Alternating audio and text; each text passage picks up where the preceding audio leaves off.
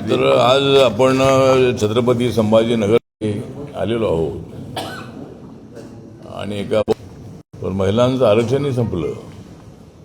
म्हणजे महिलांना देण्याचं जे आरक्षण होते 33%, नरेंद्र मोदी सरकारने 2023 महिलांना 33% आरक्षण देण्याचा निर्णय घेतला होता आणि तशा पार्लमेंटमध्ये 543 जागा आहे. 543 जागांमध्ये जर आपल्याला रिझर्वेशन 1/3 ठेवायचं असेल तर 181 सीट त्यामध्ये रिझर्व होऊ शकतात आणि त्यामध्ये शेड्यूल कास्ट आणि शेड्यूल ट्राईबला फक्त रिझर्वेशन आहे. रिझर्वेशन मुस्लिम किंवा ओबीसीना रिझर्वेशन नाही. ओबीसींचं रिझर्वेशन हे नोकऱ्यांमध्ये आणि शिक्षणामध्ये आहे. अद्याप कुठल्याही सरकारने ओबीसीना पॉलिटिकल रिझर्वेशन देण्याचा निर्णय घेतला नाही. त्यामुळे हे रिझर्वेशन देताना ओबीसी महिलांना त्यामध्ये देता येणार नाही. पण ज्या पक्षाला त्यांना तिकीट द्यायचं आहे त्यांना देण्याचा अधिकार आहे. तर पार्लमेंटमध्ये जे बिल आहे ते बिल 54 मतांनी हरलेलं आहे आणि जवळजवळ 298 एवढी मतं बिलाच्या बाजूने पडलेली आहे आणि विरोधामध्ये 230 मतं मिळालेली आहे. त्यामुळं असं जे बिल आहे म्हणजे आमचं मोदी सरकार आल्यापासून पहिलंच हे बिल फेल झालेलं आहे. अनेक बिलं आम्ही मंजूर केली लोकसभेमध्ये राज्यसभेमध्ये, तर त्या बिलाच्या वेळेला 2/3 मेजॉरिटीची आवश्यकता नव्हती. पण हे जे बिल होतं या बिलाला 2/3 मेजॉरिटीची आवश्यकता होती आणि त्यामुळं 54 मतं जर आम्हाला मिळाली असती तर हे बिल पास होऊ शकलं असतं. आणि सरकारचा प्रयत्न असा होता की हे बिल जे आहे हे बिल आणत असताना डिलिमिटेशन सुद्धा होणं अत्यंत आवश्यक होतं. कारण एका मतदारसंघामध्ये 39 लाख मतं काही ठिकाणी आहेत. 39 लाख, 30 लाख, 25 लाख, 20 लाख, 15 लाख, 10 लाख. नॉर्थ ईस्टमध्ये कमी मतं आहेत आणि अंदमान निकोबारची पॉप्युलेशन 3,80,000 आहे.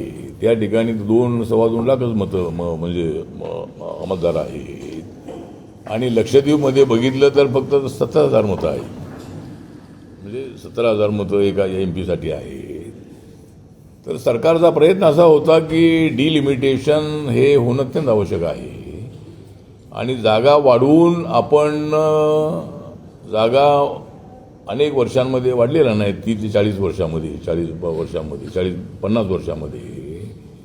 त्यामुळं या जागा वाढवू आपण मतदारसंघ थोडेसे छोटे करावे आणि सरकारचा उद्देश असा काही नव्हता की दक्षिणेच्या राज्यांवर अन्याय करायचा. कारण त्याने अशी भूमिका घेतली की जर जागा वाढल्या, त्यांचं म्हणणं हे होतं की डिलिमिटेशन आणण्याची आवश्यकता नव्हती. म्हणजे बिल फक्त तुम्ही आणायला पाहिजे होतं.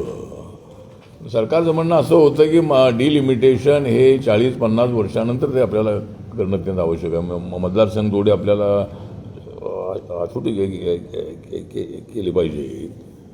आणि आता महिलांना आरक्षण देण्याच्या जागा किती आहे असतील तर तो नंतरचा विषय आहे. पण महिलांना जागा देताना डिलिमिटेशन आवश्यक आहे का? कोणते मतदारसंघ रिझर्व करायचे, कोणते मतदारसंघ जनरल ठेवायचे, कोणते मतदारसंघ शेड्यूल कास्टच्या महिलांसाठी ठेवायचे, कोणते मतदारसंघ शेड्यूल ट्राईबच्या महिलांसाठी ठेवायचे, यासाठी डिलिमिटेशनची आवश्यकता होती. त्यामुळं या बिलासोबत डिलिमिटेशनचा मुद्दासुद्धा किंवा ते बिलसुद्धा त्यामध्ये आणण्यात आलं आणि सरकारचा प्रयत्न असा होता की 273 एवढ्या जागा महिलांसाठी वाढवायच्या आणि आता ज्या 543 जागा आहेत त्याच्यामध्ये प्लस झाल्या 273 तर त्या 816 होतात. म्हणजे 816 सदस्यांची लोकसभा किंवा 850 असा त्यामध्ये विषय होता की 816 किंवा 850. तर हे बिल जे आहे ते पास होऊ नये याचा फायदा नरेंद्र मोदींच्या सरकारी पक्षांना होऊ नये म्हणून हे बिल कसल्याही परिस्थितीमध्ये पाडलं पाहिजे किंवा ते बिल पास होऊ देता कामा नये. ही भूमिका राहुल गांधी, अखिलेश यादव, ममता बॅनर्जी यांचा पक्ष, DMK या सगळ्या पक्षांची भूमिका अशीच होती की जर हे बिल पास झालं तर नरेंद्र मोदींना त्याचा फार मोठा फायदा होऊ शकेल. आणि म्हणून काहीतरी निमित्त करू हे डिलिमिटेशन का आणलेलं आहे. पहिल्या जागामध्ये तुम्ही ते करायला हवं होतं. तर अशा पद्धतीनं भूमिका घेऊन हे बिल पास न होऊ देण्याचा निर्णय हा या अपोजिशनने घेतलेला आहे. त्यामुळं अपोजिशनचा आपण निषेध करतो आहोत. राहुल गांधी आणि हे सगळे अपोजिशनवाले महिला आरक्षणाच्या विरोधामध्ये आहेत. ठीक आहे, त्यांनी मागच्या वेळेला 23मध्ये सगळ्या पक्षांनी त्याला पाठिंबा दिला आणि एक मताने बिल पास झालं. काँग्रेसच्या काळामध्ये सुद्धा, मनमोहन सिंग यांच्या काळामध्ये सुद्धा बिल आणण्यात आलं होतं. पण समाजवादी पक्ष, RJD अशा पक्षांनी बिलं फाडली होती. मी त्यावेळेला पार्लमेंटमध्ये होतो. तर ते बिल त्यामध्ये त्यांना OBCना आरक्षण द्यायचा त्यांचा आग्रह होता. पण जोपर्यंत OBCना पॉलिटिकल आरक्षण देण्याचा कायदा होत नाही तोपर्यंत OBCच्या महिलांना त्यामध्ये अधिकृत आपल्याला रिझर्वेशन देता येणार नाही आहे. OBCची मागणी आहे पण अद्याप हा निर्णय झालेला नाही आहे. आणि काँग्रेसच्या काळामध्ये कधीही OBCना पॉलिटिकल रिझर्वेशन देण्याचा निर्णय तर झाला नाही. उलट मंडल कमिशन जे आहे ते अनेक वेळेला कालेलकर कमिशननी ज्या यादी तयार केली होती त्या यादीमध्ये ज्या बॅकवर्ड जाती आहे एज्युकेशनली आणि